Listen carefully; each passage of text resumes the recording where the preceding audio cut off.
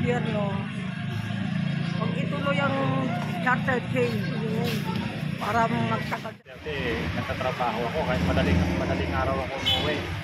Wala kang kabasagaan. Ngayon iba na eh. Nakagawa ng pangako si Pangulong Duterte kaysa kay Pangulong Marcos.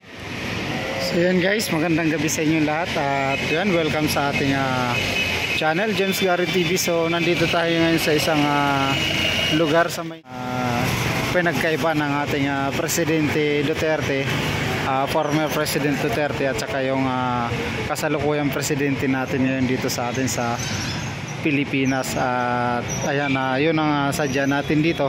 At syempre tatanong na rin natin sa mga kababayan natin dito kung sino ba yung mas naging okay or mas mabilis na nakagawa ng kanilang mga pinangako nung sila ay maupo bilang presidente ng ating Pilipinas, no? So yun, nandito tayo ngayon sa may Ilaya. Then hanggang doon tayo sa may Recto. Dito tayo magtatanong-tanong. May tanong ako tayo. Noong panahon ni Duterte, noong panahon ngayon ni PBB, sino yung napupusuan mo? Panahon ni Duterte. Bakit yan? Kahit na ganun siya, marami siyang, ito pa na marami siyang nagawa. Ano yung mga nagustuhan mo na nagawa ni PRRD? Hindi po kasi hindi ko lang masabi. Hindi katulad ngayon kay Marcos parang wala pa ako narinig na may pagbabago ang Pilipinas. Doon ma'am sa Katulad sa mga bilihin natin, akala ko bababa, yung pala lalo na lang tumaas ang lahat. doon ma'am sa sa mga pinangako ni yung ngayon, yung presidente natin ngayon at saka presidente kay PRRD, alin sa dalawang taon nilang panunungkulan, sino yung mas nakagawa ng pangako nila? Mas nakagawa ng pangako si Pangulong Duterte kaysa kay Pangulong Marcos. Thank you. Yan lamang ito eh. Ayan, thank you naman. Magandang gabi po. Meron na po kami isang tatanong kung sino po yung the best po sa inyo. Nung panahon po ba ni Duterte o panahon ngayon ni PBB? Mas okay yung panahon ng Duterte. Bakit po? Kasi nakita mo naman sa takbo ng pamumuno ngayon, di ba? Corruption, although yung corruption hindi naman yun mawawala kahit sa presidente. Kaya lang, mas makikita mo ngayon na parang mas malala kaysa po ito yung parang mulong sa nakarang administrasyon. Di ba yung masasabi mo sir, mas maganda yung dating Pangulo?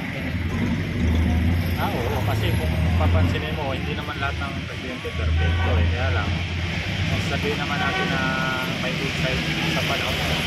Pero mas maganda, naging mas mabuti yung pamumuno kasi naging disiplinado yung tao. Hindi na makagaya ngayon, bumalik ulit yung mga droga, yung mga iba pang mga parinig na nagsulpukan noon. Nung ako ay panahon ni Duterte, nagtatrabaho ako kahit madaling araw ako umuwi. Wala kang kabasagaan. Ngayon iba na eh. Bakit sa PBB, ano po yung masasabi mo? Ha? Sa mga lakad ngayon ni PBB, ano po yung masasabi mo ito? Hindi ko kasi nakikita ng strong strong na pamumuno. Kasi kung mapapansin mo dun sa Duterte, iba yung way ng pamamalakad niya, talagang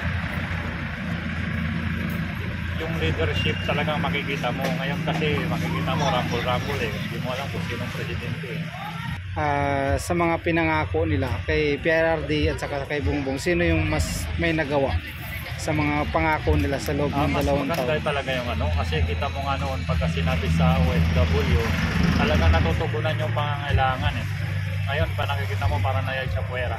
So ibig sabihin sa panahon ni Duterte ng 2 taon niyang pamumuno, mas okay yung nagawa niya agad yung mga gusto niyang gawin.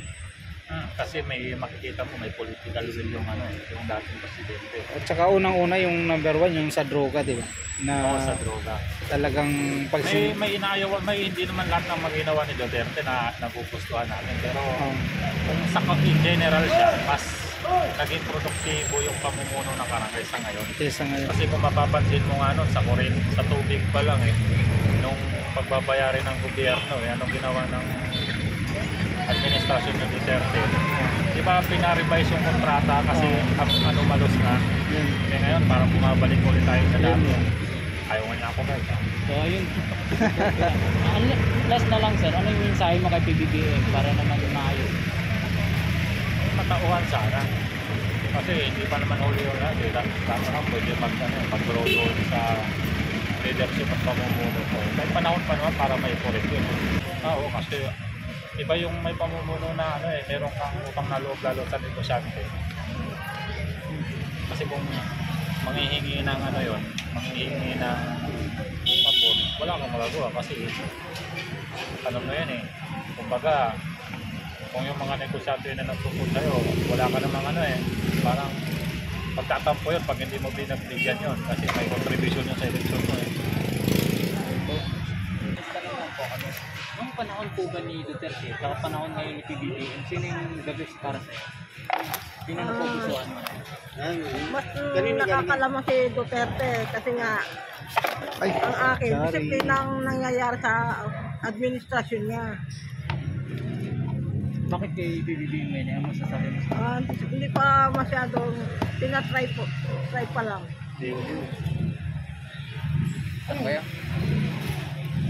Kayo po na, ano yung common na hinaing nyo bilang mamamayang Pilipino para maipaabot po sa current admin?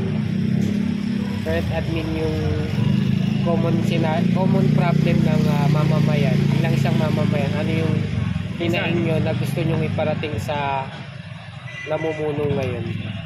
Ang gusto ko iparating sa gobyerno, huwag ituloy ang charter change. Para magtagal siya sa gobyerno. Yun lang ang gusto niya mangyari.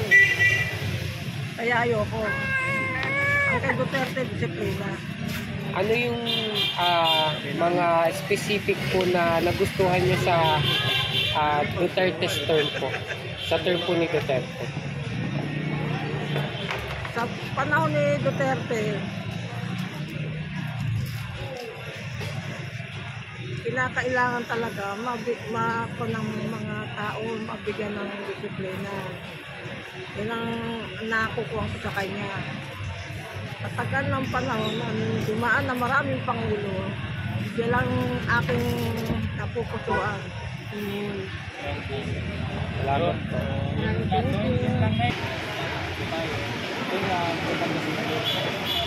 Nung panahon po ba ni Duterte, nung panahon ni PBBM, sino yung mas angat, sino yung mas kapag Ano lang po, kay Duterte kahit paano, mas malaya pa yung vendor na makapagtinda. Ngayon, yung naupo ngayon, mas hirap magkano, baka umita, kasantaas ko ng mga bilihin. Ano po ba yung mensahe niyo kay PBBM para naman?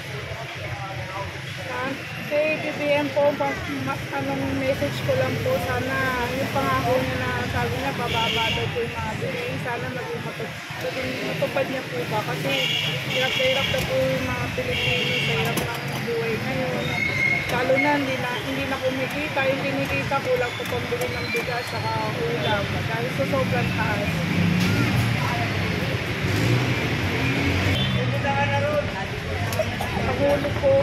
Pangulo po natin ngayon, sana po may tingnan po yung buhay ng vendor at saka yung mga bilihin po, sana kung pwede lang po pakibabaan po kahit paano, makaahon din po yung mga taong hirap sa buhay.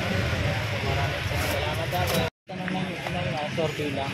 Yes. Nung panahon ni Duterte, sa panahon ngayon ni PBBM, sino yung nagdabest tayo? Kung ako tatanungin, parehas din eh. Kung sino man umupo, kahit sinong tao umupo, ganun din ang kapanahonan ng mga tao. Naghihirap din ng mga tao. Diba? Wala rin. Hanggang ngayon, naghihirap ang mga tao, katulad ko. Matanda na ako, tumutulak pa ako ng ganito para makakain lang. Totoo lang, may pera ako, may pera mga anak ko. Mahirap pumasok sa anak, yung mga pamilya na.